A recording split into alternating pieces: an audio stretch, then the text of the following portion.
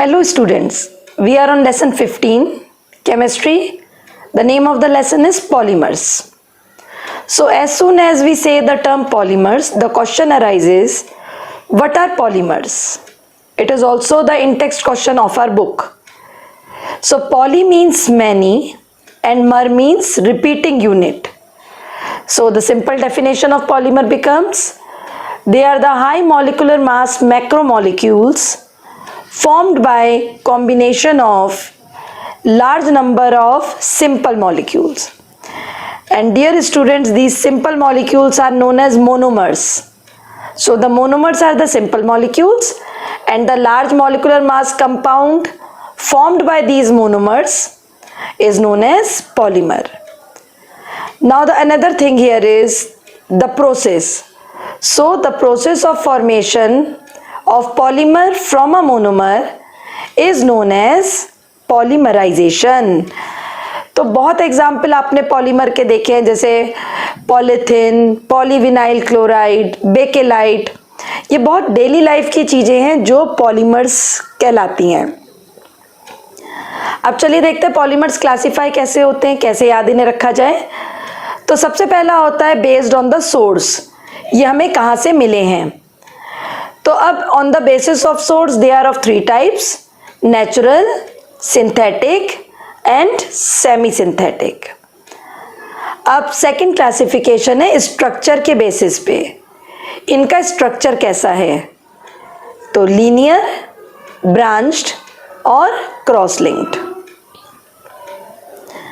The third classification is based on polymerisation, mode of polymerisation, कैसे polymer बना है.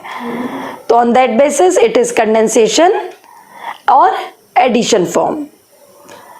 And the last classification is based on molecular forces. So the forces results in formation of fibers, elastomers, thermosetting and thermoplastic. So dear students, we are going in detail of one by one about these classification. So the first classification comes based on the sources. Now on the basis of sources, कि ये polymer हमें कहाँ से मिले हैं. तो first इसमें आता है आपका, ये भी हमारा एनसीईआरटी का बच्चों क्वेश्चन है, ठीक है, ये एनसीईआरटी एक्सरसाइज का ही क्वेश्चन है based on sources.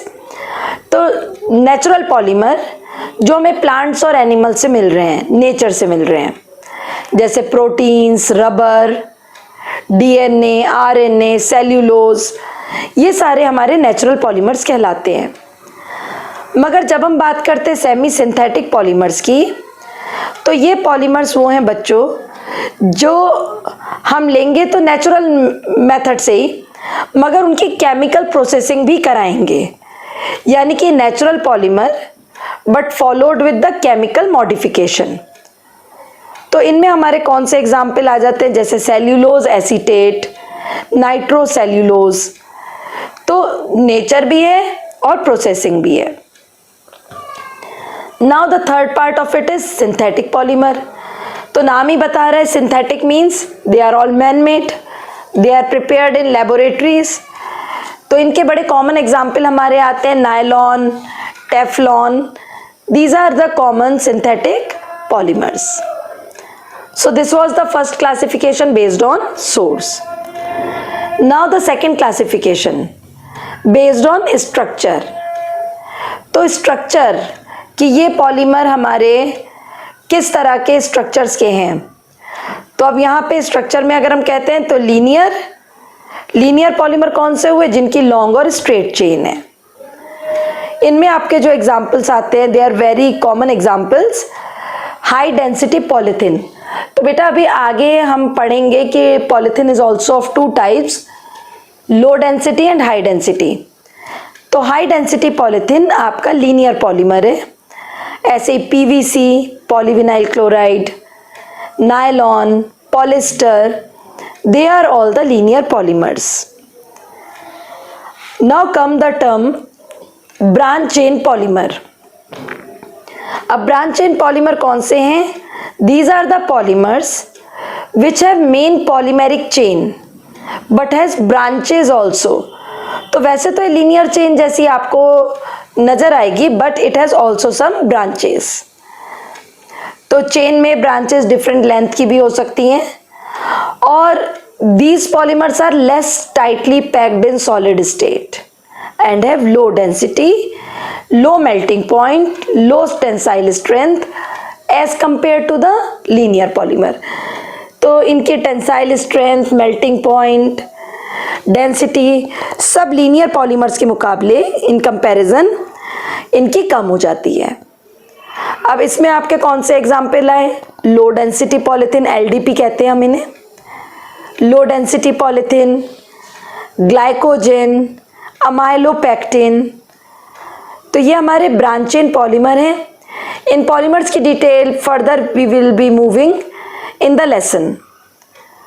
Now the third one, based on the structure, the third one is cross linked और नेटवर्क पॉलीमर। अब भाई नेटवर्क या क्रॉस लिंक पॉलीमर कौन से हैं? नाम ही बता रहा है कि नंबर ऑफ पॉलीमेरिक चेन्स होंगी जो इंटरलिंक्ड होंगी आपस में एक दूसरे के संग with the help of the covalent bonds. अब इनका 3D स्ट्रक्चर बन जाएगा, और इन पॉलीमर्स में अधिकतर देखा गया है कि बाई फंक्शनल या ट्राई फंक्शनल मोनोमर्स होते हैं, यानी कि इनके जो छोटे यूनिट्स होंगे उनमें बाई फंक्शनल 2 फंक्शनल ग्रुप भी हो सकते हैं या ट्राई फंक्शनल भी हो सकते हैं, और इन्हीं की हेल्प से they results in formation of a giant molecule network structure. तो बड़ा स्ट्रक्चर बन जाता है। ये मैकेनिकली स्ट्रॉन्ग भी होते हैं और हार्ड भी होते हैं। तो अब इनके अगर एग्जाम्पल्स की बात करें तो bakelite, melamine formaldehyde, urea formaldehyde, they are all based on the cross linked और network polymers. Now the third classification. The third classification is based on mode of polymerization. कि भाई polymerization बना ही कैसे है, mode of polymerization. तो on this basis the polymers are classified again into 2 types, the addition polymer and the condensation polymer. अब बच्चों जब addition polymers की बात आती है तो addition polymers are formed by addition reaction where many monomers bond together via arrangement of bonds without the loss of any atom or molecule. This line has to be emphasized, without the loss of any atom or molecule. यानी कि हम जब छोटे छोटे monomers को जोड़ रहे होंगे, ऐड कर रहे होंगे, तो बीच से कोई भी छोटा मॉलिक्यूल जैसे वाटर यहाँ से रिमूव नहीं होगा। There is not a single molecule lost. कोई भी मॉलिक्यूल जुड़ते हुए बीच से लॉस नहीं होगा। There is simple addition of the monomers. मगर बच्चों कंडेंसेशन पॉलीमर्स की बात करें तो यहाँ पे मोनोमर्स के बीच कंडेंसेशन रिएक्शन होती है which is usually followed with the addition of small molecules. These small molecules are usually the water molecules. छोटे मॉलिक्यूल का बीच से लॉस हो जाना। तो जब हमारे फंक्शनल ग्रुप जुड़ेंगे तो बीच से छोटा मॉलिक्यूल जैसे वाटर का लॉस हो जाएगा।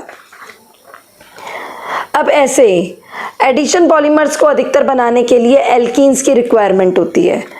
सो alkenes are usually present while the formation of addition polymer, but when we talk about the condensation polymer, इनके मोनोमर्स में अधिकतर बाईफंक्शनल नेचर होता है या 2 reactive site, at least 2 reactive functional groups are present in the monomers.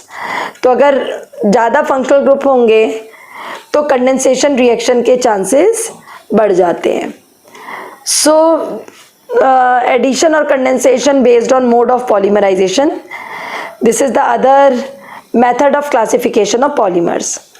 तो addition के common examples क्या आते हैं बच्चों? पॉलीथिन, पॉलीप्रोपीन, ये हमारे addition के common examples हैं।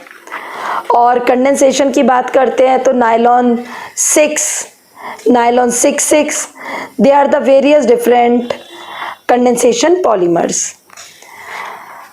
अब इसके बाद यहीं पे अगर हम देखते हैं तो कंडेंसेशन पॉलीमर्स के बारे में खास बात और भी है कि ज़रूरी नहीं है कि स्मॉल मॉलिक्यूल वाटर ही हो। This small molecule can be ammonia, HCl, CO2, वो भी होते हैं, मगर most of our examples are based on loss of water molecule. तो वाटर तो हमें याद ही रखना है, but other than it ammonia, HCl, CO2 can also be the small molecules which are released during the condensation reaction. Now the next method of classification is based on molecular forces. तो बच्चों molecular forces के हिसाब से कि कौन कौन से forces हैं, जो पॉलीमर बना वो स्ट्रॉन्ग है या वीक है या इलास्टिक है, based on these things the polymers are classified into 4 categories. These are elastomer, fiber, thermoplastic and thermosetting. तो बच्चों इलास्टोमर्स कौन हैं? Elastomers are the polymers having weakest intermolecular force of attraction between the polymeric chains. तो इनके force of attraction सबसे weak होते हैं. And this weak force permit the polymer to be stretched. और इन्हीं weak forces की help से ये polymers को हम stretch कर पाते हैं. तो जैसे इसके एग्जाम्पल आ गया Buena S, Buena N, they are the different types of elastomers. Now we come to the next one is fiber. These are the polymers which have strongest intermolecular forces.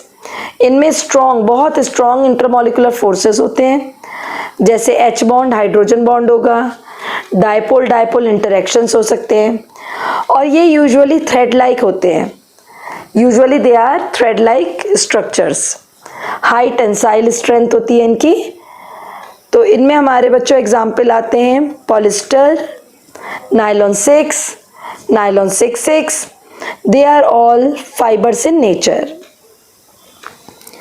Now the next one is thermoplastic and thermosetting. So we will be doing these two polymers in a distinguishing form, क्योंकि इसका distinguish में बहुत बार paper में आता है. तो thermoplastic, these polymers soften on heating and hardens on cooling.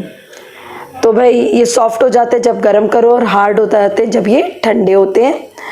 मगर when we talk about thermosetting, they undergo excessive cross linking and becomes hard. यहाँ पे एक्सेसिव क्रॉस लिंकिंग आपको देखने को मिलती है, और अगर ये एक बार बच्चों सॉलिडिफाई हो जाएं तो आप इन्हें बार बार मेल्ट नहीं कर सकते हो. These polymers once solidified never soften or melt on heating even under high pressure. तो thermoplastic soften on heating, hardens on cooling, but thermosetting undergo excessive cross-linking and becomes hard. Then about thermoplastic, they can be remolded, recast, reshaped, but in case of thermosetting, they cannot be recycled, remolded, reused, reshaped. Now the third difference among thermoplastic and thermosetting, thermoplastic are formed by addition polymerization, that is simple add on होता जा रहा है, मगर thermosetting is formed by condensation only. तो याद है ना condensation में क्या हुआ था, loss of small molecules. Now the last one, thermoplastic are usually linear or slightly branched. Usually linear or slightly branched, but never cross-linking. But when we talk about thermoplastic, so these are having the 3D cross-linked structure. तो अगर इन चारों में हम पूछें कि सबसे ज़्यादा strength intermolecular forces किसके हैं, इंटरमॉलिकुलर फोर्सेस सबसे स्ट्रॉन्ग किस में हैं, तो it is the thermosetting plastic.